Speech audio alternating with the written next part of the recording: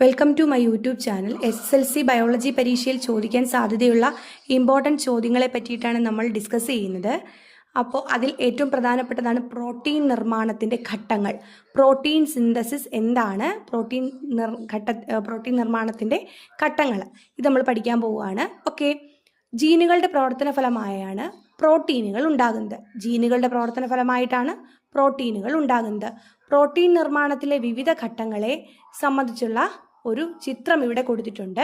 ഏതൊക്കെയാണ് പ്രോട്ടീൻ നിർമ്മാണത്തിൻ്റെ ഘട്ടങ്ങൾ? ഒന്നാമത്തെ ഘട്ടം ട്രാൻസ്ക്രിപ്ഷൻ, രണ്ടാമത്തെ ഘട്ടം ട്രാൻസ്ലേഷൻ. ഇവിടെ ഒരു ജീനിനെ നമുക്ക് കാണാം. ഓക്കെ, എന്താണ് ട്രാൻസ്ക്രിപ്ഷൻ? DNA-യിലെ ഒരു നിർദ്ദിഷ്ട ന്യൂക്ലിയോടൈഡ് ശ്രേണിയിൽ, അതായത് ജീനിൽ നിന്ന് വിവിധ എൻസൈമുകളുടെ സഹായത്താൽ mRNA, അതായത് മെസ്സഞ്ചർ RNA രൂപപ്പെടുന്നു. ട്രാൻസ്ക്രിപ്ഷൻ കണ്ടോ, ഇങ്ങനെ ഇരിക്കുന്നത് എന്താ, ഒരു ഇഴ പോലെ ഇങ്ങനെ ആവുന്നതാണ് ട്രാൻസ്ക്രിപ്ഷൻ എന്ന് പറയുന്നത്.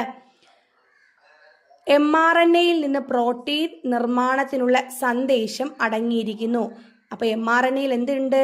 പ്രോട്ടീൻ നിർമ്മാണത്തിനുള്ള സന്ദേശമുണ്ട്. വിവിധ എൻസൈമുകളുടെ സഹായത്താലാണ് mRNA രൂപപ്പെടുന്നത്.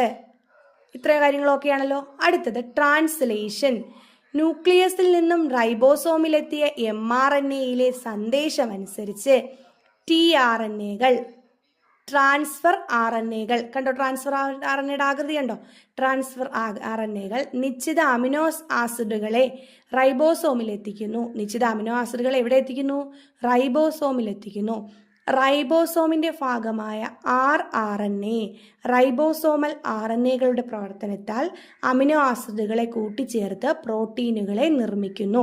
അമിനോ ആസിഡുകളെ കൂട്ടിച്ചേർത്ത് പ്രോട്ടീനുകളെ നിർമ്മിക്കുന്നു. ഇത്ര കാര്യങ്ങളാണ് പ്രോട്ടീൻ സിന്തസിസിൽ നമുക്ക് പഠിക്കാനുള്ളത്. പ്രോട്ടീൻ സിന്തസിസിന്റെ ഘട്ടങ്ങളിൽ നമുക്ക്